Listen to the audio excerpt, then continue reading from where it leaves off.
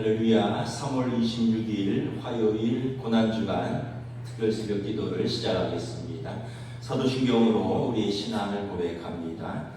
나는 전능하신 아버지 하나님 천지의 창조주를 믿습니다. 나는 그의 유일하신 아들 우리 주 예수 그리스도를 믿습니다.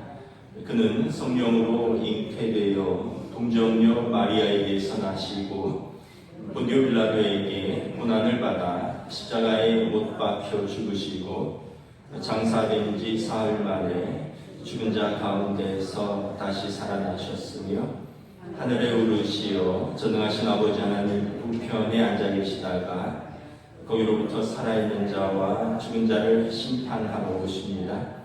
나는 성령을 믿으며 거룩한 공교회와 성도의 교제와 죄를 용서받는 것과 몸의 부활과 영생을 믿습니다. 아멘.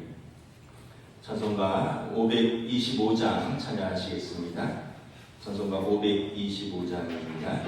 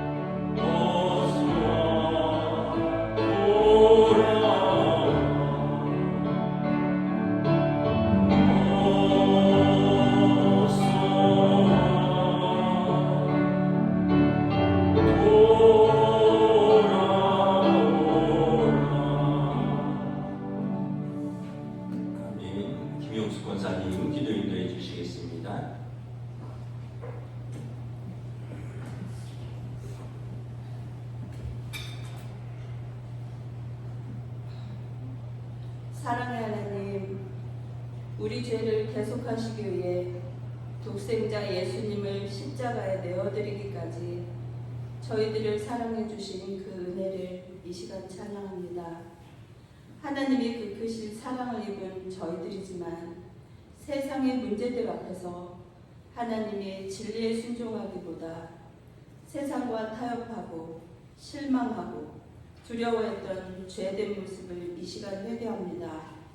저희들의 죄를 용서하여 주시옵시고 다시금 십자가의 고난과 사랑을 기억하며 내려놓음과 내어드림을 통해 하나님의 뜻을 이루어드리는 동원의 성도 다 되게 하여 주시옵소서.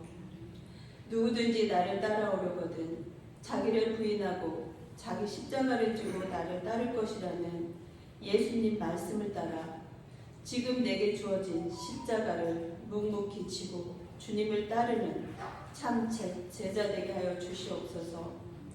오늘 말씀을 전하시는 목사님께 성령 충만함을 더하여 주시옵시고 듣는 저희들에게 하나님의 진리를 깨닫는 시간이며 하나님의 은혜를 경험하는 이 새벽 되게 하여 주시옵소서. 예수님 이름으로 기도드리옵나이다.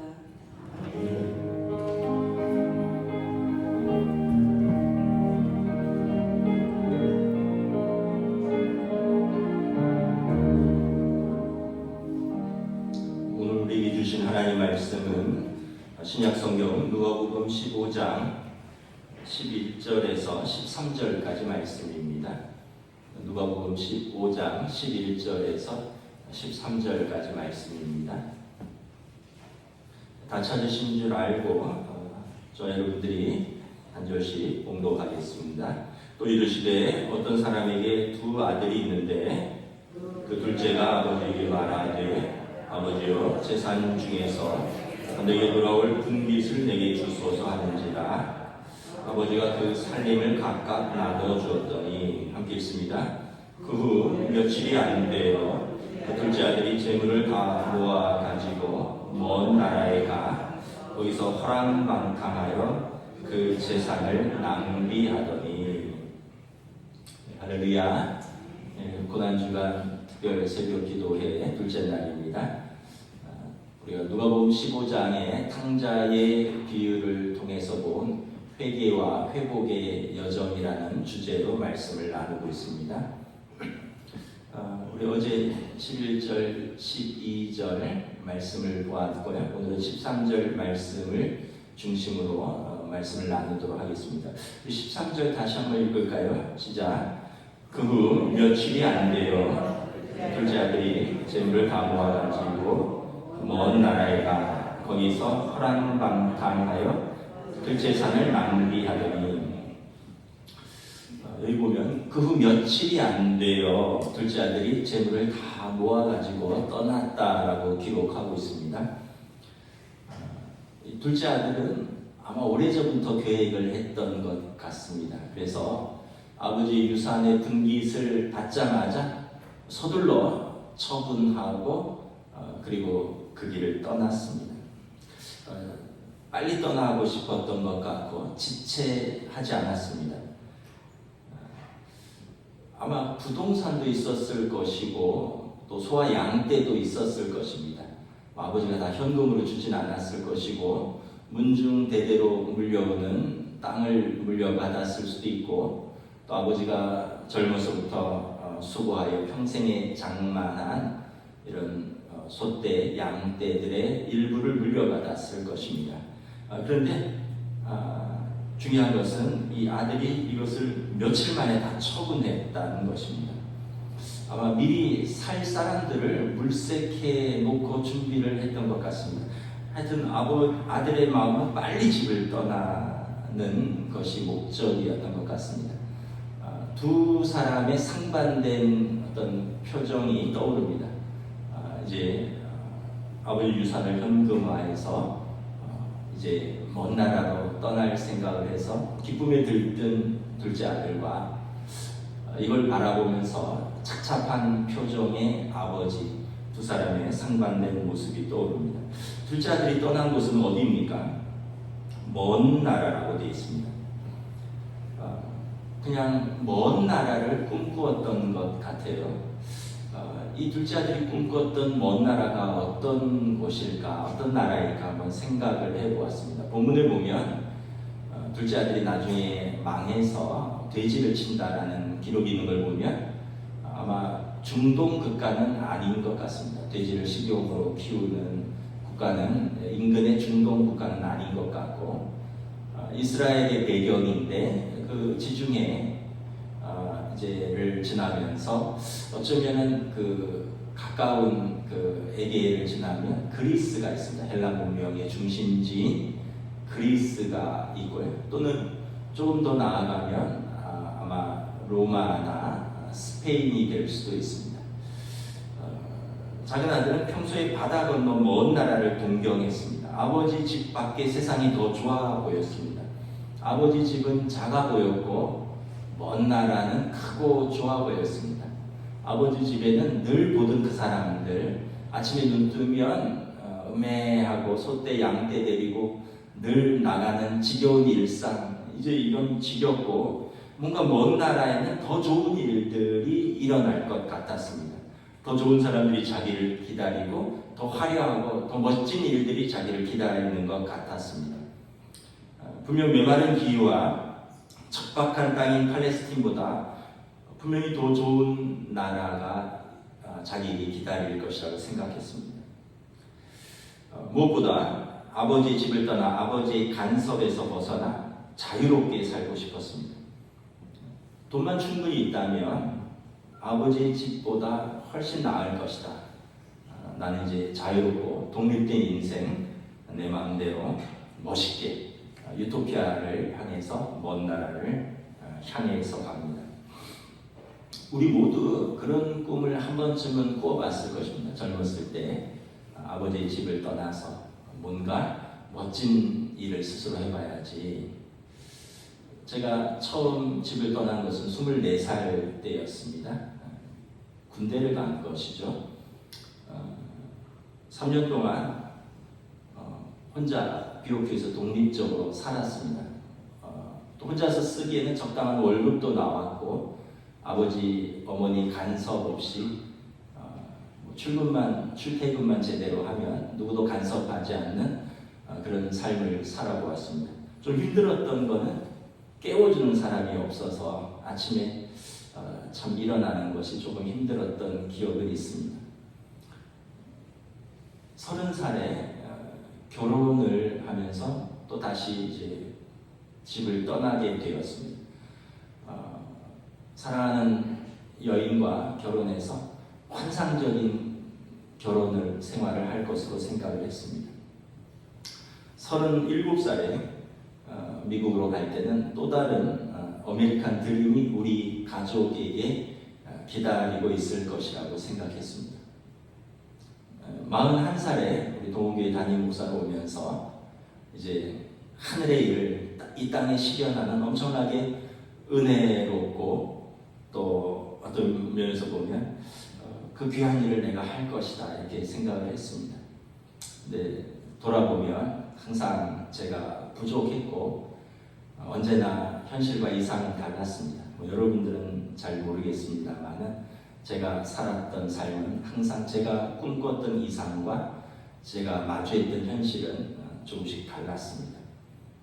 나쁘다는 것이 아니라 달랐다는 걸 말씀드리는 것입니다.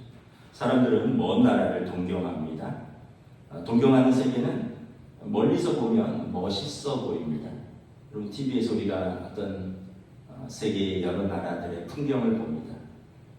빨간 2층 집들이 줄지어 있고 또 작은 골목길에 작은 식당들과 카페들이 줄지어 있으면서 사람들이 길거리에서 커피를 마시고 이야기를 나누는 모습들은 참 아름답게만 보입니다. 유럽의 고즈넉한 골목길은 아름답게만 보입니다. 그런데 여러분 막상 그곳에 가보면 TV에서 보는 것과는 다르다는 것을 알게 될 것입니다. 제가 유럽에 가본 적은 없지만 가보면 막상 다르다는 것을 알게 될 것입니다.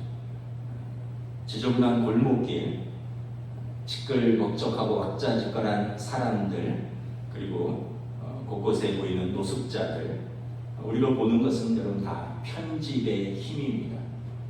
먼 나라는 그렇게 아름답지는 않습니다. 현실과 이상은 항상 다릅니다. 멀리서 보는 것과 가까이 보는 것은 큰 차이가 있습니다.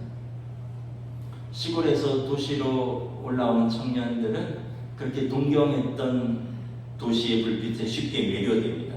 그리고 그동안 자라왔던 고향의 아버지 집은 쉽게 잊어버립니다. 그런데 화려한 도시의 뒷면에는 무한 경쟁과 외로움과 또 인간 소외라는 어두운 면들이 있습니다. 그런데 한번 집을 떠나면 집에 돌아오기가 쉽지 않습니다. 벗어나고 싶지만 벗어나기도 쉽지 않습니다. 그냥 거지처럼 살아도 그냥 적응하면서 그대로 살아갑니다. 현재의 삶이 싫지만 다른 것을 선택하기도 어렵습니다. 결국 자신을 속이면서 그대로 살아갑니다. 자신의 영혼을 돌볼 겨를이 없습니다. 내면은 점점 더 파괴되어 가고 삶은 더 점점 망가집니다. 어느 순간 자신을 잃어버립니다. 창세기에서 보면 롯이 아브라함을 떠나서 독립할 때 조카 롯도 둘째 아들처럼 먼 나라를 동경했습니다. 아브라함이 내가 좋은 것을 찾아서 가라 했을 때 롯은 눈을 들어서 보기에 좋은 것을 택했습니다. 창세기 13장에 보면 물이 넉넉하고 기름진 땅, 그래서 여호와의 동산 같고 이집트의 나일강의 비옥한 삼각주 같은 땅, 소돔과 고모라 땅을 선택하여 떠나갔습니다. 그는 자신이 올바르게 선택했다고 생각했습니다. 객관적인 시각으로 보면 올바른 선택 같습니다. 그러나 사실은 그 땅은 죄악이 관영했고 하나님의 심판에 직면한 땅이었습니다. 둘째 아들이 꿈꾸었던 먼 나라는 위험한 곳입니다. 먼 나라에는 둘째 아들과 비슷한 사람들이 모여 삽니다. 아버지의 집을 떠나 방황하는 사람들이 모여 사는 곳입니다. 그 사람들에게는 경계가 없습니다.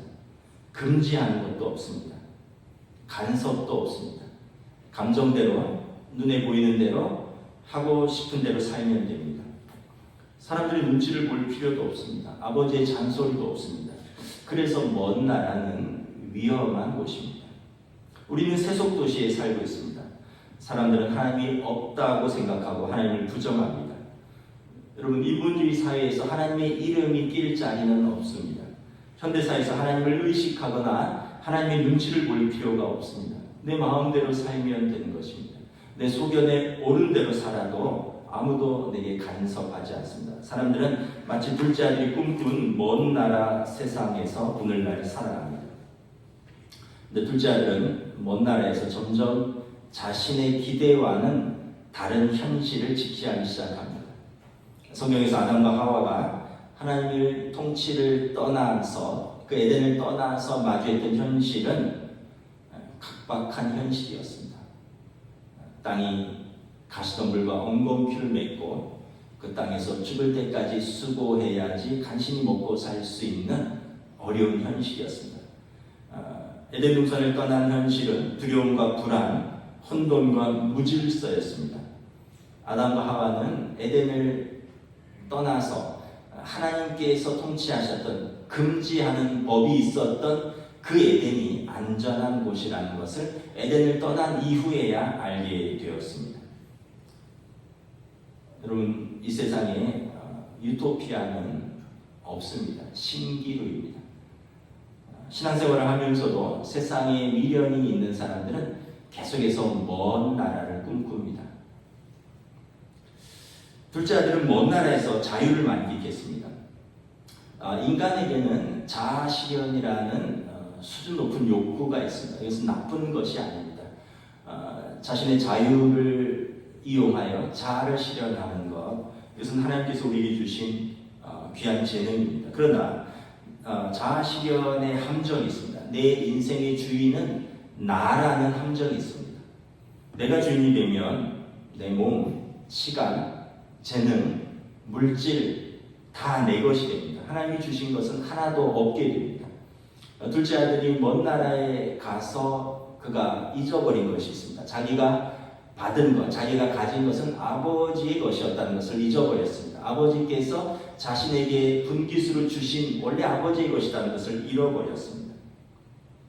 자신이 원래부터 가지고 있던 것이라고 생각했습니다. 그리고 허랑방탕하게 그 재산을 낭비하였습니다.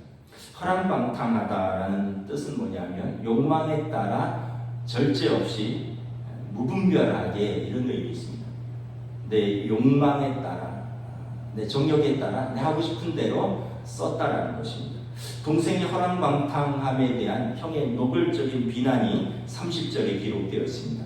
아버지의 살림을 창녀들과 함께 삼켜버린 이 아들, 이 표현에서 그의 허랑방탕함의 생활을 잘 표현하고 있습니다. 우리는 내게 있는 것이 하나님이 주신 것이 아니라 원래부터 내 것이라고 생각하면 죄성을 가진 인간은 반드시 타락하게 되어 있습니다. 내 걸 가지고 내 마음대로 쓰는데 이렇게 되면 우리는 우리의 죄성으로 타락하게 되어 있습니다. 참 사람이 신기하게 좋은 사람이 되는 데는 오랜 시간이 걸립니다. 좋은 학생, 좋은 남편, 좋은 아내, 좋은 시민이 되는 데는 오랜 준비와 훈련의 기간이 필요합니다. 그런데 여러분, 나빠지는 것, 망가지는 것은 한순간입니다. 순식간에 모래성처럼 무너지는 때가 있습니다. 여러분, 예수님의 좋은 제자가 되는데, 좋은 성도가 되는 데는 평생에 걸친 그 거룩한 분투가 있어야 됩니다. 평생에 걸친 성화의 준비 기간이 필요합니다. 그런데 여러분, 하나님을 떠나서 망가지는 데는 한순간이면 됩니다. 사단은 우리의 죄성을 공격합니다. 한순간에 무너뜨리려고 합니다. 탕자가 되는 데는 오랜 시간이 걸리지 않습니다. 사람이 타락하기 시작하면 쉽게 무너집니다. 나쁜 것은 쉽게 전염되고 쉽게 배웁니다. 인간에게 타고난 죄성이 있기 때문에 그렇습니다. 그동안 애써 쌓아두었던 것이 모래성처럼 한순간에 무너집니다. 순식간에 무너지는데 그냥 내가 그 자리에 있었던 것만으로도 무너질 때가 있습니다. 저 군에 있을 때 예하 부대에서 제대를 며칠 앞둔 병장들과 그다음에 하사관 2명이 밤에 이제 점호를 마치고 10시에 집차를 타고 안성에서 평택 유흥가를 다녀왔습니다. 그리고 12시 전에 복귀하려고 음주 상태에서 차를 몰다가 전신주를 들이받고 6명 전원이 사망한 사건이 있었습니다. 그때 제가 사령부에서 당직 사관을 서고 있었고 서면 보고를 작성한 당사자이기 때문에 그 사건의 상황을 잘 알고 있습니다. 다 착한 아들들이었습니다. 다 착한 군인들이었습니다. 그 마지막 며칠 제대를 앞두고 그 마지막 회식을 시켜준다고 그렇게 하다가 많은 사람들이 눈물을 흘렸습니다. 그때 그 장례식장에서 그때 그 부모들의 눈물을 제가 잊을 수가 없습니다. 물론 많은 지휘관들도 그때 옷을 벗었습니다. 우리가 그렇게 애써서 쌓아두었던 것이 모래성처럼 한순간에 무너지는 것은 오랜 시간이 걸리지 않습니다. 아버지의 집을 떠나 더 좋은 세계를 꿈꾸며 하나님 아버지를 떠난 작은 아들처럼 많은 사람들이 하나님을 떠나 자신이 주인이 되어 사는 이상적인 삶을 꿈꿉니다. 현실은 어떻게 되었습니까? 둘째 아들은 아버지의 집을 떠나서 먼 나라에 가서 허랑방탕하게 살면서 자아실현커녕 자아를 상실했습니다. 처음에 아버지를 집을 떠난 아들은 자유를 만끽했습니다. 사람들은 자유를 아주 중요하게 생각합니다. 상관하지 마. 아이들도 그런 얘기를 합니다. 엄마 상관하지 마. 내 일이야. 내가 할 거야. 상관하지 말라고 합니다. 하나님은 사람에게 자유의지를 주셨습니다. 근데 이것은 하나님의 상관 아래에 있는 자유입니다. 요한복음 8장에 예수님께서 말씀하셨습니다.